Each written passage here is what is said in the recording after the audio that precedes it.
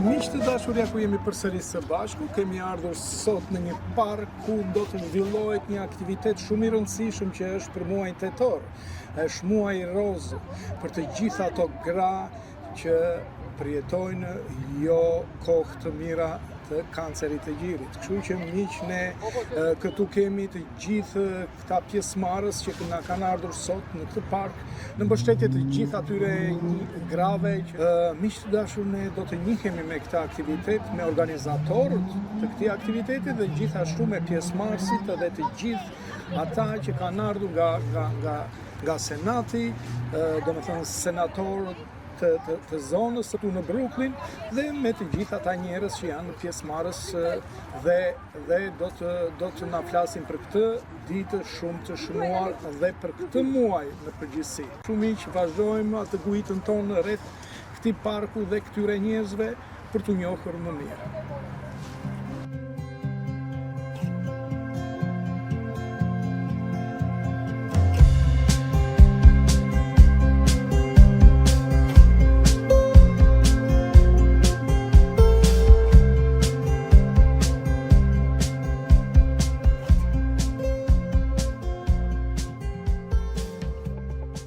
Të nderuar miq, jemi me një nga përfaqësuesit ose një zëdhënëse të zyrës të senatorëve këtu në Brooklyn, që më saktë ne do ta pyesim dhe do të njihemi dhe për aktivitetin e saj dhe njëkohësisht për prezencën e saj që do të njihemi gjatë rrugës. Hi. Hi. Përshëndetje, mirë se na ardhe. Thank you. Kënaqësi që ju kemi sot këtu.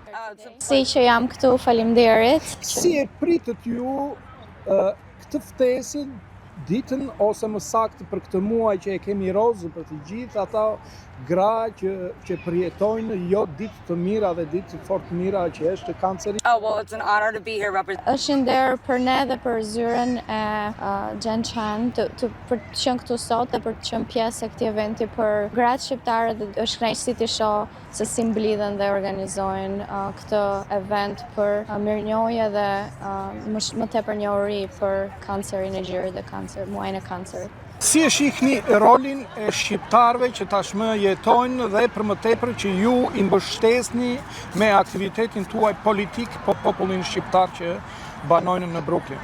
Oh, I mean, we're happy to. Ne jemi të lumtur të mbështesim të gjithë komunitetet të cilët jetojnë në New York dhe të kënaqur që shohim që komuniteti shqiptar organizohet dhe mblidhen bashkë për evente të tilla. Cila është ajo që ju përcjellni të gjitha këtyre grave që përjetojnë jo ditë fort të mira siç është edhe kanceri i gjirit? Well, I mean, they've been doing this, Dhe është e rëndësishme të përmend rëndësinë e kontrolleve të hershme për mamogram dhe kontrollet e nevojshme për të kapur kancerin herët dhe është një gjë shumë e mirë të mblidhen sot të gjithë gratë shqiptare për të ngritur këtë lloj mirënjohje për rëndësinë e kontrolleve të hershme të kancerit. Së fundmi, çfarë do t'ju thoshin jo vetëm grave shqiptare, por dhe të gjithë grave, çdo kondi, sepse ky është muaji të gjithë atyre grave që përjetojnë këtë. Yeah, I mean, always. Çdo gjë që thuhet sot për gratë shqiptare vlen për të gjithë gratë kudo që janë, sepse diagnostifikimi i kancerit herët është shumë i rëndësishëm. Të gjitha skanimet e hershme, përfshirë dhe mamografinë, kanë rëndësinë e tyre për të kapur herët këtë luftë kundër kësaj sëmundje. Në emër të gjithë grave shqiptare, ne ju falenderojmë për prezencën tuaj dhe urojmë që ju t'ju kemi në vazhdimsi dhe jo vetëm në këtë lloj aktiviteti, por dhe në shumë aktivitete që ne si shqiptar ose si gra shqiptare t'ju kemi pranë dhe të festojmë dhe të informojmë akoma më mirë me lëvizjet politike, por gjithashtu dhe sociale. Thank you, and thank you for having me. Faleminderit. Thank you. Exactly you are. Okej, të nderuar miq, kemi një nga përfaqësuesit e zyrës të republikanëve, por jo vetëm kaq, që ne do ta mësojmë më saktë nga vetë i ftuari jon. Përshëndetje, hi. Hi, Ju jeni? my name is Svetlana Zelinskaya. and I'm Vice President of Republican Zë Party. Presidentja e Partisë Republikane, si dhe lider e distriktit Gjysmë. Kënaqësi që ju kemi sot këtu. Thank you so much. It's pleasure you invite Që me. mësuat dhe është shumë e nderuar që është prezent sot. Pjesëmarrjen nuk e kemi fort të madhe sot, por kjo do të thotë që është një hap shumë i rëndësishëm për ta pasqyruar edhe në vazhdimsi këtë muaj që gjithmonë në rozë, që jo përket grave që përjetojnë jo kohë të mirë siç është kanceri i gjirit. I want to tell you something. Doesn't matter how many people coming. Është e rëndësishme që njerëzit aq sa janë vinë dhe respektojnë njëra tjetrën dhe sidomos në ditën e veçantë të tyre që dita e kancerit. A lot of people will E rëndësishme është që të gjithë njerëzit suportojnë njëri tjetrën në mënyrë të veçantë femra, sepse femrat janë femra, janë nëna, janë gjyshe, janë motra, dhe sidomos kanë rolin më kryesor dhe më të madh në shoqërinë e mbar popullit, mbar botës. Unë ju falenderoj që ju jeni këtu sot edhe shpresojmë që të jemi së bashku dhe në evente jo të kësaj natyre, por dhe në evente shumë të gjera që ka komuniteti shqiptar, por edhe komuniteti grave shqiptare. Thank you so much. Thank you. Thank you. E organizuar nga Albanian Women in USA, ne duhet një falënderim të veçantë për Ariolën, Adën, Olën, edhe Idën për këtë organizim të shkëlqyer dhe që na kanë mbledhur të gjithë së bashku. Së bashku ne mund të bëjmë shumë gjëra të mira dhe dua t'ja drejtoj fjalën tani Ariolës të na japi një përmbledhje të shkurtër edhe Së pari shumë faleminderit që keni ardhur. Sot jemi mbledhur këtu për një kauzë shumë të rëndësishme, siç është ajo e ndërgjegjësimit për kancerin e gjirit.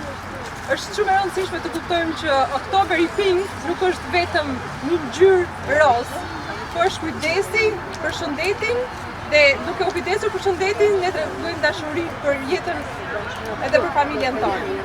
Dua t'ju them të gjitha vajzave dhe grave që duke qenë sa më shumë bashkë, neve duhet të flasim për kancerin e gjirit.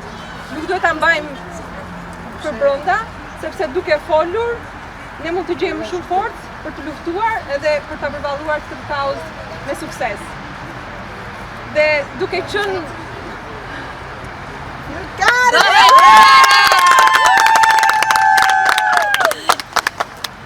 nuk është vetëm të vishemi pink një herë në ditën në muaj, por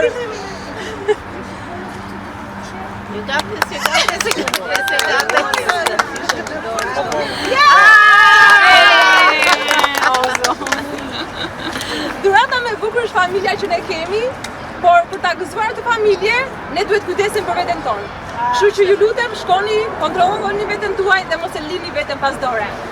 Dhe zëri i një gruaje është një forcë për një komunitet të tërë. Kështu që mbani mend, tetori pink është tetori për kujdesin për shëndetin tuaj. Edhe shumë faleminderit që jeni këtu sot. Do të thotë shumë për mua, po për të gjitha secila bashku, të cilat ne mund të bëjmë një punë edhe më të madhe për ta suportuar njëra tjetrën dhe për t'i vënë forcë. Dhe e kemi treguar në gjithë këto vite që sa më shumë jemi bashkë, kemi qenë një streh për të gjithë ato që kanë pas nevojë. Faleminderit. Faleminderit.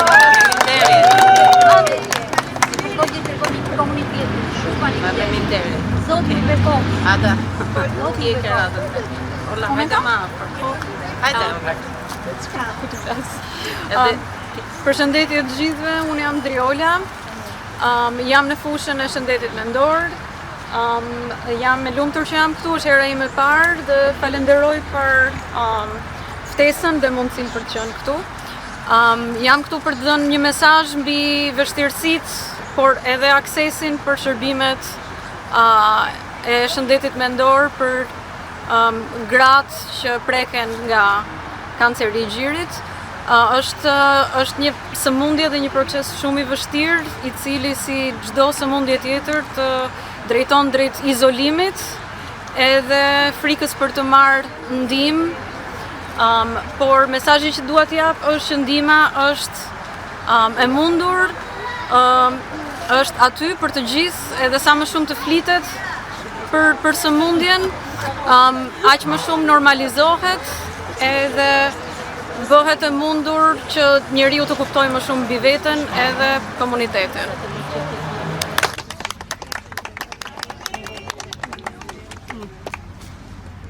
Përshëndetje gjithëve, unë jam mjeke dhe faleminderit për ftesën për të qenë sot këtu për të folur për kancerin e gjirit. Është një sëmundje që pavarësisht se jetojmë në epokën ku teknologjia dhe shkenca kanë avancuar kaq shumë dhe diagnostikimi bëhet më herët dhe është rritur shumë numri i diagnostikimeve, për fat keq themi që numri i kancerit të gjirit vazhdon dhe rritet dhe vazhdon që të jetë një situatë alarmante. Vetëm për vitin 2025, që akoma nuk është mbyllur ky vit, kemi mbi 300.000 raste të diagnostikuara me kancer gjiri. Dhe vetëm deri më tani, që është muaji i 10 i vitit, kemi mbi 40.000 raste vdekjeje nga kanceri i gjirit. Pra, kjo sëmundje pavarësisht se ne flasim, pavarësisht se mundohemi që të informojmë sa më shumë, për disa arsye vazhdon dhe rritet. Sigurisht diagnostikimi është bëhet më herët tani, njerëzit janë ndërgjegjësuar më shumë, shkojnë për kontroll më herët, kjo ka çuar edhe në rritjen e numrit të rasteve të diagnostikuara gjatë vitit, por edhe kushtet të tjera kanë rritur ndjeshëm incidencën e kësaj sëmundje. Kanceri i gjirit është numri 1 i vdekjeve tek gratë, pra shkaku kryesor i vdekshmërisë tek gratë është kanceri i gjirit. Është shkaku numër 2 i kancerit në të gjithë botën mbas atij të mushkrive. Dhe sigurisht prek të dyja gjinit, kjo është një diçka që dua ta theksoj, se mendojmë të gjithë që kanceri i gjirit është vetëm për femrat. Kanceri i gjirit prek të dyja gjinit. Edhe meshkujt preken, pavarësisht se incidenca është shumë e ulët, rastet janë më të rralla, por për fat të keq rastet tek meshkujt janë fatale. Sigurisht gjenerata më e prekur është gjenerata femërore, mosha 50 deri në 70, por kjo është pra grup mosha më e prekshme, por të gjitha moshat preken. Madje në vitet e fundit është parë trendi i prekjes së moshave të vogla, moshave të reja. Moshat 9-50 vjeç po preken shumë, moshat 20 deri në 29 janë moshat që po preken jashtëzakonisht shumë, dhe nga viti 2012 deri tani ka një rritje me 2.3% të çdo vit, nga 2.3% më shumë të kësaj grup moshe, që është një kampan alarmi për gjithë ne. Kur më përpara ne flisnim për grup moshën mbi 35-40, filloni kontrolloni, filloni shkoni tek mjeku, pyesni, interesoni. Tani është grup mosha 20-29 që ka marrë një rritje shumë të madhe nga prekja nga kjo sëmundje. Prandaj sot dua t'ju them që jo vetëm tetori, tetori është një muaj që na kujton për këtë sëmundje, që na kujton që është reale, është aty midis nesh, është më reale se kur dhe ne duhet kontrollohemi, por çdo muaj i vitit është një muaj fantastik për të shkuar tek mjeku, për të pyetur për shqetësimet që keni dhe për të interesuar për diagnostikimin dhe për imazherinë, për kontrollet që duhet të bëni. Mos prisni derisa të shikoni për shenja. Kjo sëmundje, për fatin e mirë kur kapet në stade të hershme, ka një flasim për treatment, pra për trajtim, me një ritëm mbijetese 99% në 5 vjeçarin e parë, kur kapet në stadet e hershme. Por për fat të keq, stadet e hershme, kjo sëmundje është shumë tinzare, nuk ka asnjë shenjë, nuk ka asnjë simptom. Dhe kur pacientët vinë në klinik me shenja dhe me simptoma si dhimbje të gjoksit, një mas që ka ndjerë në gjoks, një mas që ka ndjerë në sqetull, apo rrjedhje nga gjoksi, ndryshime në lëkurë e të tjera me radhë, për fat keq këto janë stadet kur kanceri ka hyrë në një stad më të avancuar, të 2, të 3, edhe sigurisht terapia nuk është më aq e lehtë. Prandaj është shumë e rëndësishme screening ose mamograma. Okej, këtu ka një ndarje në varësi të moshës së gruas. Gratë deri në 35 vjeç, unë nuk sugjeroj, dhe në përgjithësi nuk sugjerohet mamograma, sugjerohet një ultrasound, pra një eko e gjirit, për shkak edhe të rrezatimit që mbart mamograma.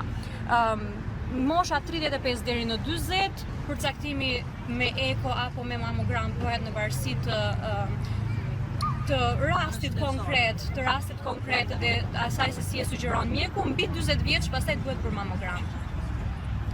Cilat janë pra simptomat ose shenjat që na drejtojnë tek mjeku për këtë sëmundje, siç e thash, rastet më të rëndomta janë ato që vinë sepse gruaja ka ndier diçka. Pra ose ka qenë një mas që ajo ka prekur në gjoks, ose shikojnë që nga gjiri rrjedh një lëng që mund të jetë i pastër, mund të jetë në ngjyrë të turbullt ose gjak, ka ndier dhimbje të vazhdueshme, ose ndryshime të lëkurës përreth gjoksit, ose një mas që ka prekur në sqetull.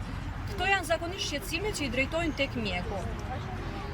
A është patjetër çdo dhimbje gjoksi kancer? Jo. Nëse dhimbja e gjoksit është e dyanshme, është e rregullt, është ciklike, pra vjen e shkon në periudha të rregullta, pra që ka lidhje me ciklin, atëherë me shumë gjasa nuk është asgjë. Dhe ne nuk i mshojmë kërkimit të këtij shkaku. Nëse dhimbja është e lokalizuar, është e njëanshme apo lidhet edhe me ndryshime të tjera, pra me një mas ose me ndryshime të aparencës së gjoksit, me rrjedhje, atëherë padyshim që është një kamban alarmi. A është çdo mas që prekim në gjoks baras kancer? Absolutisht jo. Pjesa më e madhe e masave që ne shohim në imazheri janë tumore benigne, pra nuk janë maligne, por gjithsesi çdo mas që prekni në gjoks është një kamban alarmi dhe është një mas, pra një domosdoshmëri që duhet tek mjeku për ta kontrolluar. Dhe siç e thash, pra këto janë shqetësimet. Tani kohët e fundit njerëzit janë ndërgjegjësuar më shumë, vinë pa patur shqetësime, vinë thjesht sepse e dinë, kanë dëgjuar, kanë parë që po i afrohen 35 vjeç dhe tani duhet fillojnë kontrollin.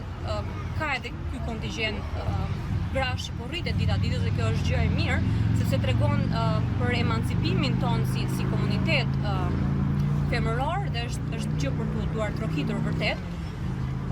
Kanceri i gjirit është shumë e rëndësishme screening sepse siç e thash në stadet shumë të hershme, atëherë kur nuk ka simptoma, atëherë flasim për një survival rate 99% në 5 vjeçarin e parë.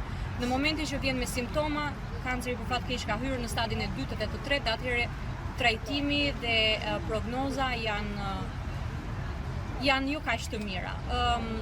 Biopsia është ajo që vë pikat mbi i, pra që bën diferencimin, stadifikimin, vë diagnozën përfundimtare, prandaj mos shkoni me idenë që pash një mas të mos e luaj. Domethënë ky është një fenomen që po shikoj për fat keq te gratë kohët e fundit në klinik, po edhe në përditshmëri. Kanë gjetur një mas, kanë parë një mas, kanë bërë një eko, duket suspicious, mjeku i thot për të bërë një biopsi, nuk e bëjnë, kanë frikë. Se thonë që më mirë të mos e di, por do vi një moment që realisht do ta dish edhe më mirë ta dish herët se sa vonë, pikërisht për këtë që thash që kapja e hershme është flasim për treatment, flasim më për trajtim simptomatik ose për trajtim paliativ më vonë. Dhe biopsia është ajo që vë pikat mbi i, nuk ka asgjë tjetër mbi të. Kam dëgjuar shumë teori konspirative që thonë mos bëj biopsi sepse do përhapet, nuk dua ta bëj biopsin se kam dëgjuar që biomasa është e kufizuar, nëse bëj biopsi që elizat kanceroze do shpërndahen, nuk është e vërtetë. Këto janë teori konspirative, nuk është e vërtetë. Pa biopsi nuk mund të vendosësh diagnozën përfundimtare dhe nuk mund të vendosësh për stadifikimin që do të përcaktoj mënyrën e trajtimit pastaj të kësaj sëmundje. Cilat janë faktorët që ndikojnë, dua të ndalem pak shumë shpejt që të mos zgjatem. Pjesa më e madhe thonë gjenetike, e kemi gjenetike. Jo, gjenetika përcakton një përqindje shumë të vogël, 5 deri në 10% është faktori gjenetik ose ajo që ne e quajmë BRCA1 dhe A2, që janë faktorë gjenetik. Pjesa më e madhe janë akumulim faktorësh, faktor environmental, ambiental, faktorët e shëndetit, e përditshmërisë, mënyra e jetesës, obeziteti, alkooli, jeta sedentare, ndikimi hormonal. Dua të ndalem pak tek gratë mbas të 50-ave, të cilat përdorin shumë kontraceptivët hormonal, estrogenët, për menaxhimin e simptomave të menopauzës.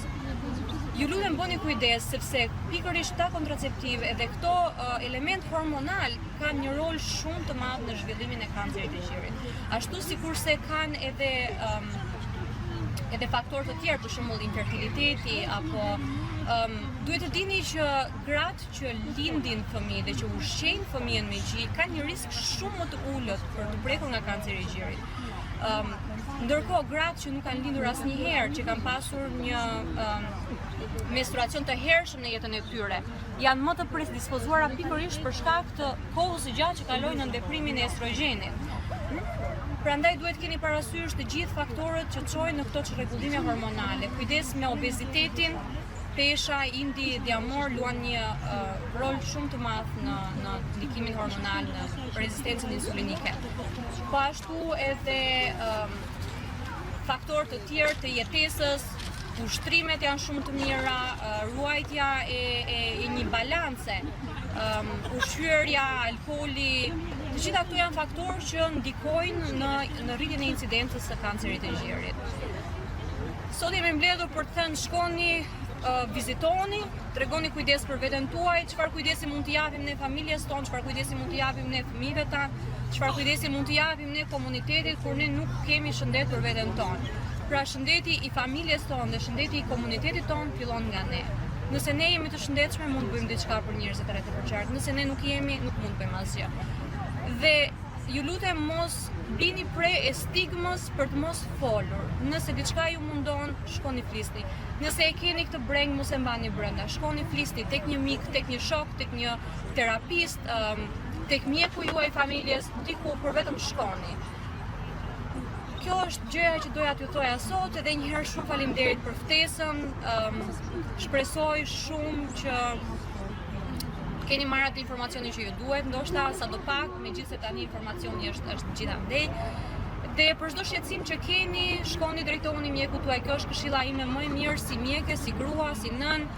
Mos dëgjoni fjalat e të tjerëve, dhe mami im kështu e pati, dhe filanka kështu e pati, dhe shoqja ime kështu e pati, nuk ndodhi gjë, ndodhi kështu. Rastet janë shumë specifike, rastet nuk janë të njëjta, ne si individ nuk jemi të njëjtë, secili ka historitë e veta, secili ka trupin e vet. Drejtoni mjekut, ai do ditë ku t'ju drejtoj në mënyrën më të mirë të mundshme. Shumë faleminderit. Faleminderit edhe.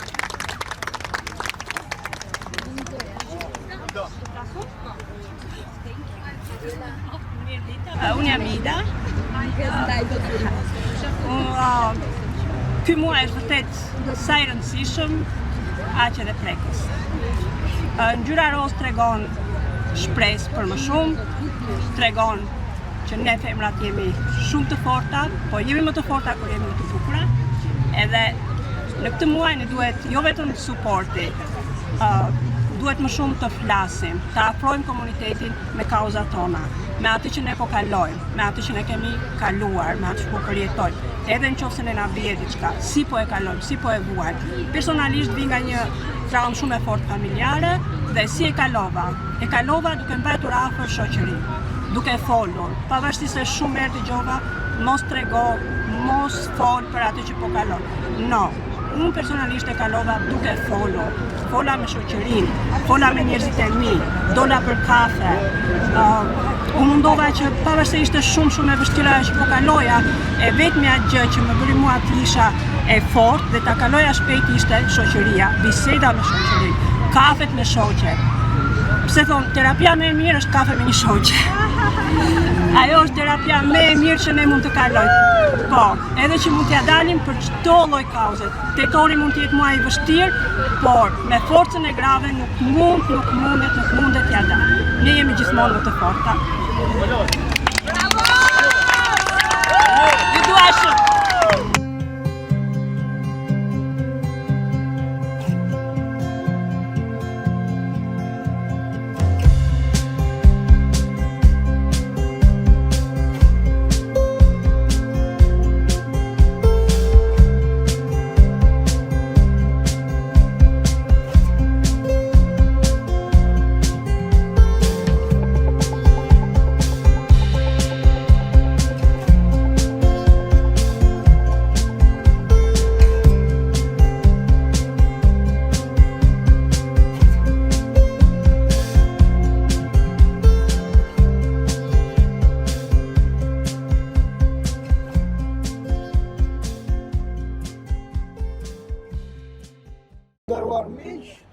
këtu jemi me një psikologe, ma shqjellove, ma zbukurove, nuk e di, por më saktë do ma shpjegosh pra këta. Përshëndetje dhe mirë se ke ardhur në këtë njerë, si u informove?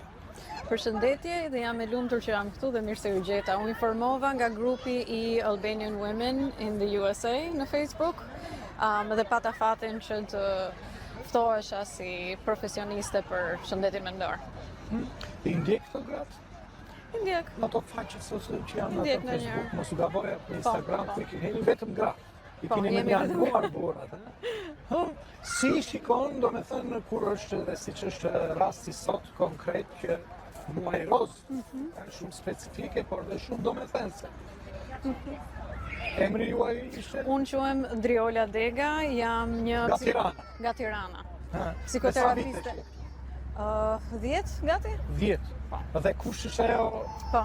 Zanati, puna që bëni ju? Zanati im është psikoterapiste e licencuar në shtetin e New Yorkut për familje edhe martesa. Sa vite keni? Në total 14 vjetë eksperiencë. 14 vjetë, dhe eksperienca sa afër janë shqiptarët me ju, me zyrën tuaj, me psikologun më saktë. Janë disi, më shumë gratë. Nuk kemi të edukuar akoma, besoj. Jo, ende. Mbase në shtetin e New Yorkut është ndryshe, sepse vajtja tek psikoterapisti është më brenda kulturës. Kam pasur rastin dhe kam rastin të punoj me gra shqiptare, po ashtu edhe burra shqiptar. Ekziston stigma mbi shëndetin mendor, por duke provuar dhe duke ja dhënë vetes mundësinë, gjithmonë rezultati është pozitiv. Janë gratë apo burrat më shumë që vinë tek ju? Do të thoja gratë. Gratë? Gratë janë më të predispozuara që të kuptojnë emocionet e tyre, të verbalizojnë emocionet, të flasin, kështu që... Kjo e kancerit të gjirit. Sa raste keni pasur nga këto? Kam pasur një 2 raste, jo me gra shqiptare. Nuk kanë qenë? Nuk kanë qenë gra shqiptare, ka ndodhur që me njërin rast filloj si terapi në çift, dhe me diagnozën qëlloj që terapia u fokusua më shumë tek gruaja në fjalë. Dhe rasti tjetër ka qenë një diagnostikim gjatë terapisë, që nuk filloj terapia prej diagnozës, po ishim në jetën e njëra tjetrës si terapiste dhe kliente. Janë të informuar të universitetin duke qenë edhe aktive në grupin e këtyre grave, duke qenë kemi shqiptare që janë të profilit. Besoj se informacionin nuk mungon, nuk mund të them a është I mjaftueshëm ose jo, por tek ky grup në fjalë informacioni është aty. Kam kuptuar që nuk jam e vetmja psikoterapiste shqiptare që flas shqip, ka disa të tjera të lindura në Amerikë dhe mbase gratë që kanë ardhur prej emigracionit të kërkojnë dikë që flet shqip, por psikoterapiste shqiptare ka. Mbase nuk janë shumë, por jemi disa. Ndonjëherë një barrierë janë financat, është ekonomia, janë sistemi I inshurancave, kështu që unë për veten time mundoj të bëj më të mirën dhe sa mundem që të ndihmoj. Cila është më saktë që duhet të kenë kujdes gratë shqiptare, që të mos ndodhë nga eksperienca që keni dëgjuar, edhe të mos vjen në udhëkryq, edhe për më tepër që kanceri dihet që përparon edhe të jenë në një kohë shumë reale, shumë më të shpejtë. Atëherë mendoj se fillon nga kujdesi për veten. Kujdesi për veten jo vetëm për trupin, por edhe për mendjen. Dhe mendja përbohet edhe nga emocionet.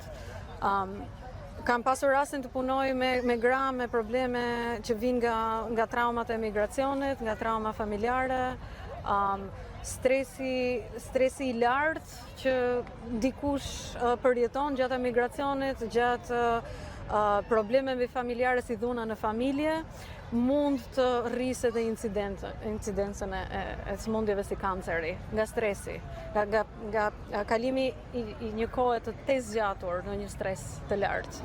Kështu që kaloj prapë tek pika e parë, kujdesi për veten, jo vetëm për trupin, por edhe për emocionet, edhe për të folur me dikë, edhe te kalimi për te stigmës që mund të kenë kultura si ajo jona, sepse nuk jemi vetëm në Ballkanasit që kemi stigmën e shëndetit mendor, por janë edhe kultura të tjera, kryesisht patriarkale, kultura që janë për te individit, po më shumë të fokusuar tek kolektivizmi. Si shihni këto mbledhje që kemi sot në si kjo? Në ndihmojnë në shumë? Patjetër. Duhet kemi më shumë.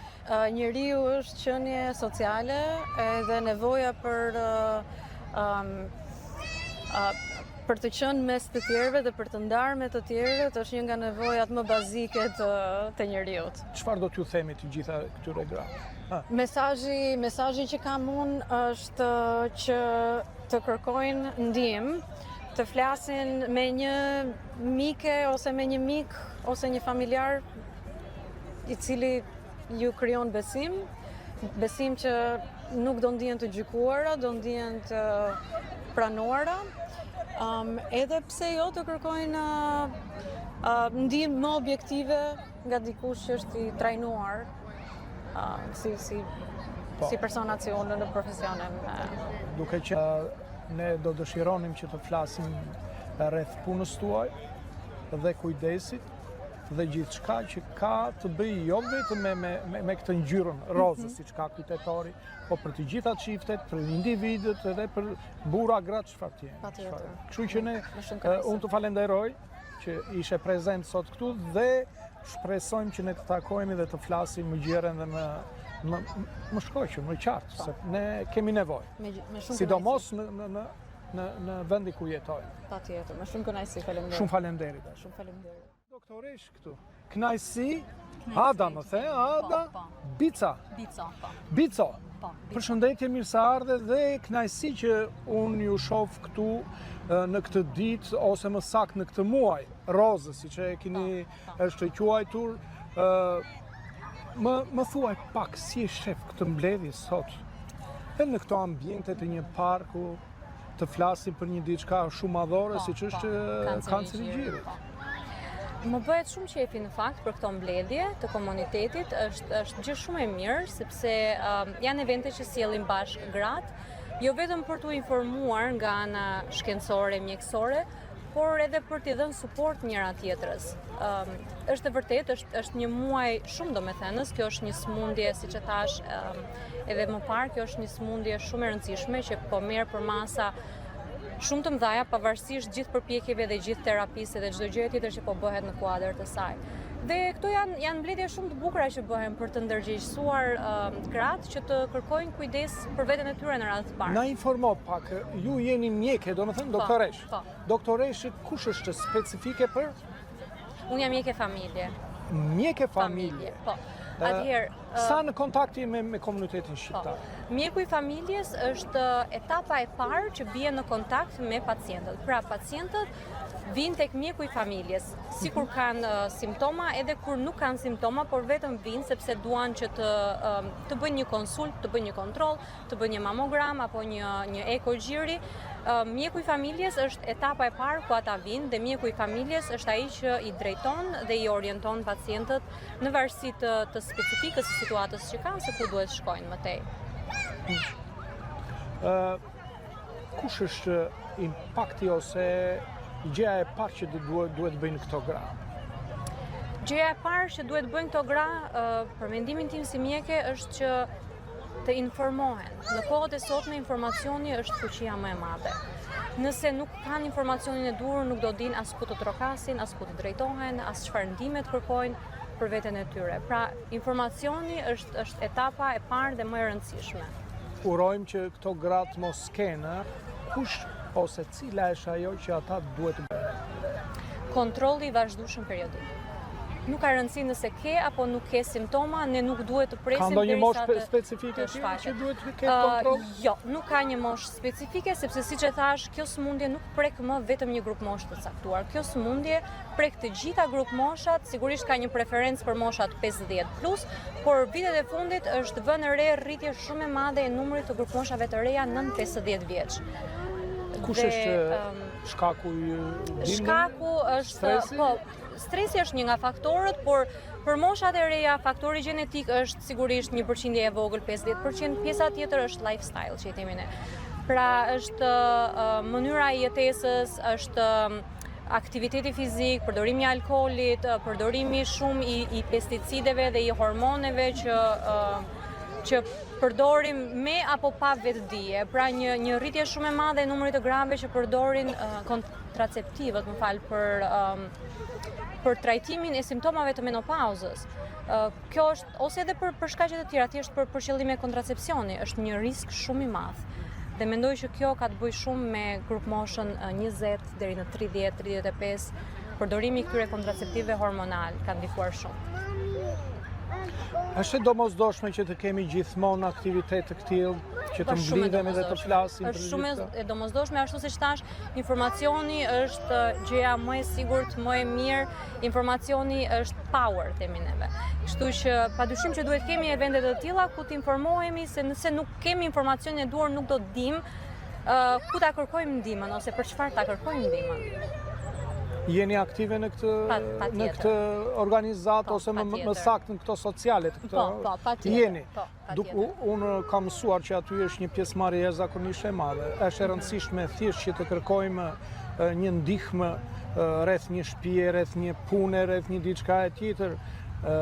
Po shikoj pjesëmarrjen që shumë e vakët në krahasim me njerëzit që janë pjesëmarrëse. Është e vërtet. Është kjo stigma, mendoj unë.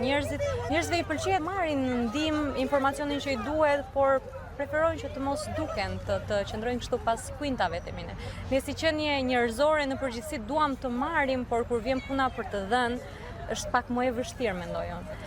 Edhe vërtet ky është një grup shumë i mirë, aty gjen gjithë informacionet që ne na duhen, është një ndihmë shumë e madhe sidomos për të posaardhurit këtu që janë konfuz, janë të humbur në një botë kaq të madhe, të humbur në kuptimin e informacionit, pra ka kaq shumë informacion dhe nuk din ku të drejtohen dhe nuk din të marrin atë që i duhet, informacionin që duhet. Dhe ky është një grup shumë i mirë, domethënë një ndihmë shumë e madhe. Unë të falenderoj që ju jeni këtu sot. Keni lënë shumë gjëra për të qenë këtu sot dhe uroj që në këtë pjesëmarrje të jetë gjithmonë, jo vetëm për një diçka të tillë, kaq domethënë se është shumë problematike për shumë, siç e thatë që numri është rritur jashtëmase, por edhe për shumë aktivitete të tjera. Se dhe njohja, prezenca e gjithkujt na jep mundësinë për të suportuar edhe për gjërat të ndryshme, jo të kësaj natyre. Her pas here ne bëjmë edhe workshop me profesionistë të ndryshëm të shëndetit, me terapistë. Këto janë mundësitë që kemi zgjedhur ne për t'i ardhur sa më shumë në ndihmë komunitetit me informacion, me ç'të mundemi. Po.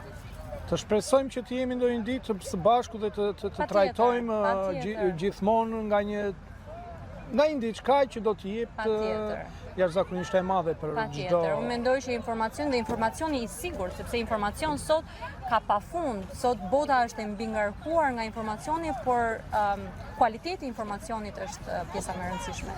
Jo çdo informacion që ne shohim në internet, në rrjetet sociale, në Google, është informacioni i saktë dhe njerëzit humbasin në këtë informacion. Informacioni është gjë shumë e rëndësishme, informacioni i saktë. Unë të falenderoj. Faleminderit edhe juve, ishte vërtet një kënaqësi.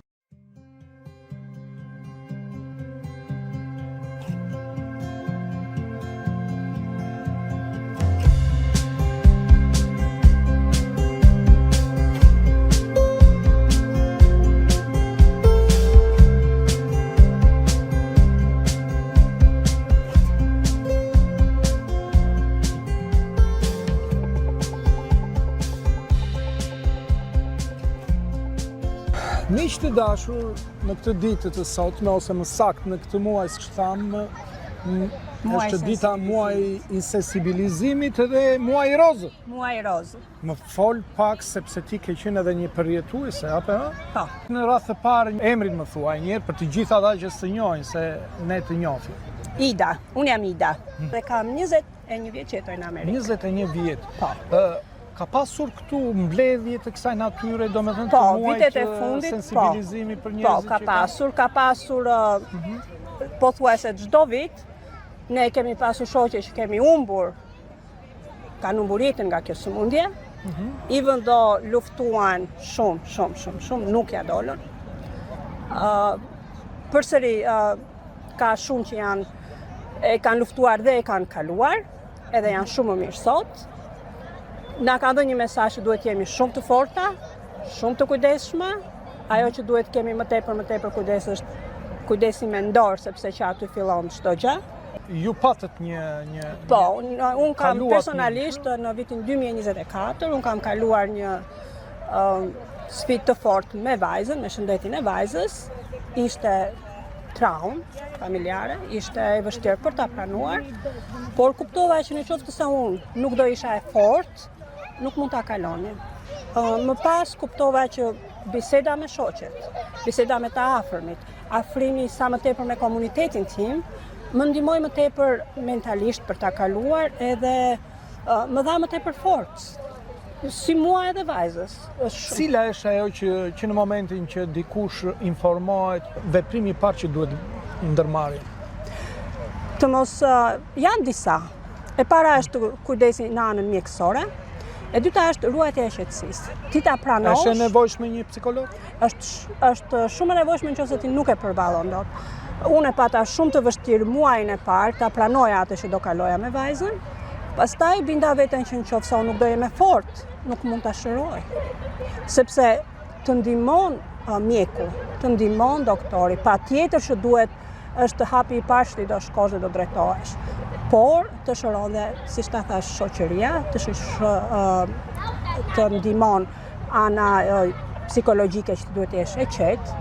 Dhe kjo nuk vjen vetëm nëpërmjet mjekut. Mjeku do të jap ilaçin që të luftojë sëmundjen. Qetësi shpirtërore do ta jap familja, komuniteti, edhe shoqëria.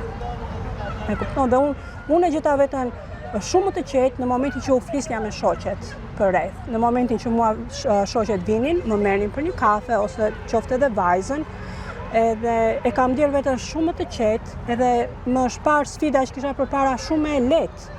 Se duke menduar, po, unë kam njerëz që po më ndihmojnë, që po më thonë, kjo po ikën, jemi ne këtu, kaloj më lehtë. Edhe vetë vajza, duke kaluar në provat e sëmundjes si kaloj, gjithmonë kur ktheheshim në shtëpi thashte po, me shoqëri është më e lehtë. Gjitha këto gra, japin mbështetjen ose janë më afër të këtyre rasteve dhe të gjithë. Po, kemi pasur thash në shoqërinë tonë është një rast, nuk mund të përmend emra, sepse nuk duan, një rast që luftoi fort dhe ja doli dhe sot është shumë mirë. Kemi pasur dhe një rast tjetër që ne e humbëm. Nuk ja doli dot. Ishte luftoi shumë, pati shumë njerëz afër, por ja që në disa raste s'mund të tregohet më fort. Kush është fjala juaj për të gjitha ato zonja ose gra që sot nuk ndodhen?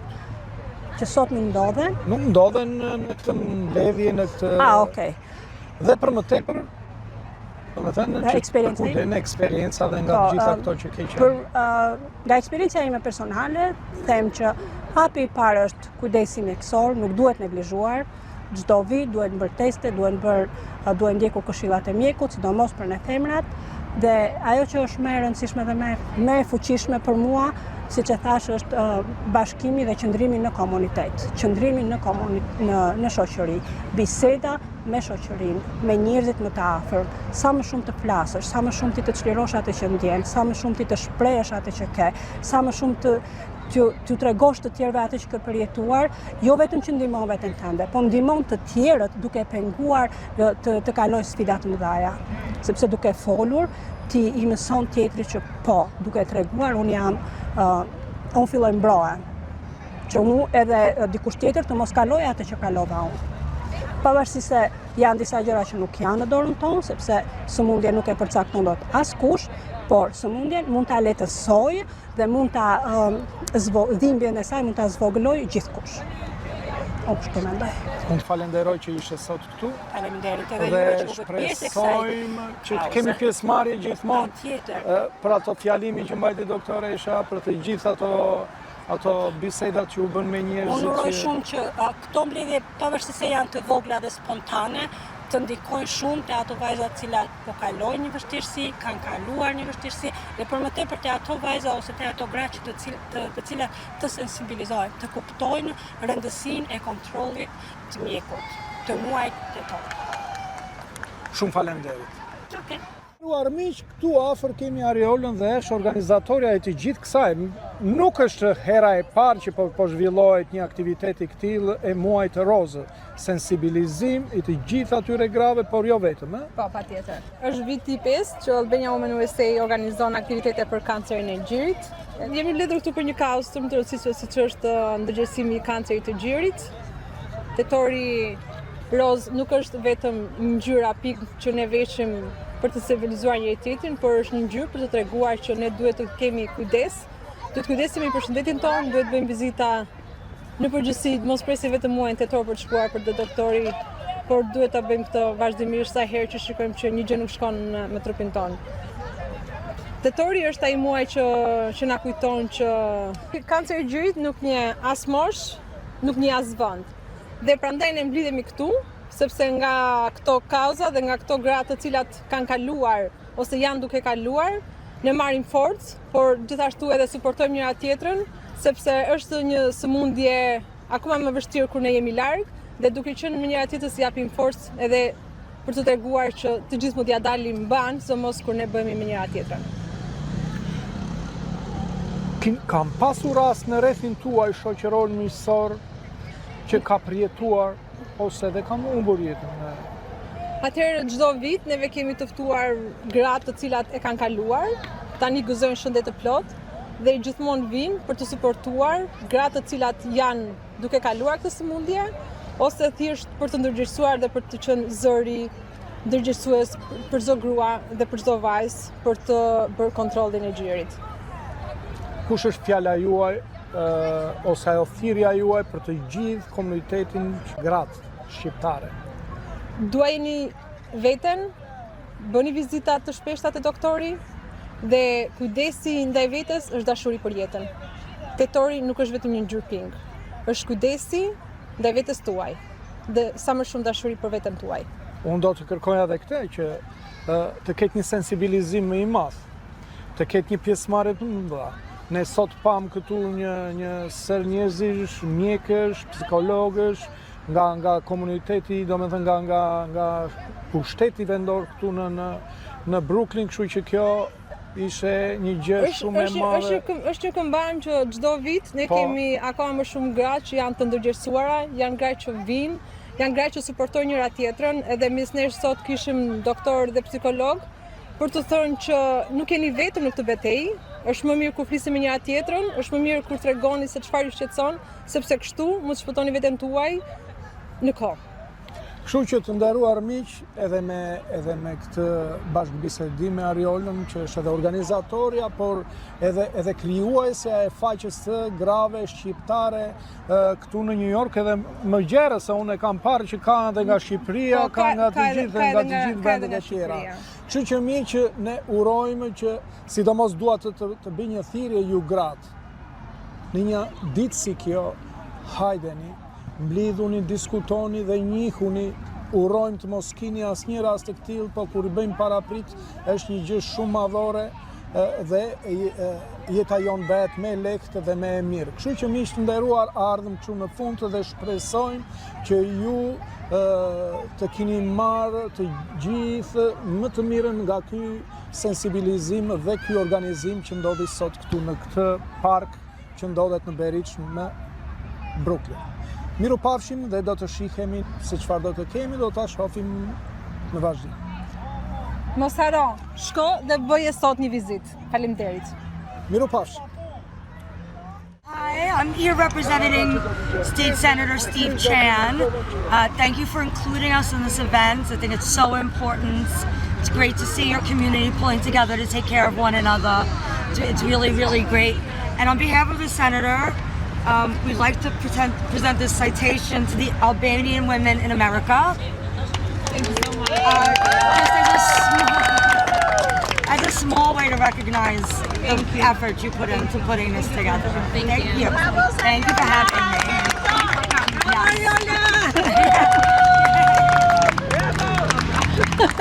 Thank you so much. Oh, you're welcome. You're welcome.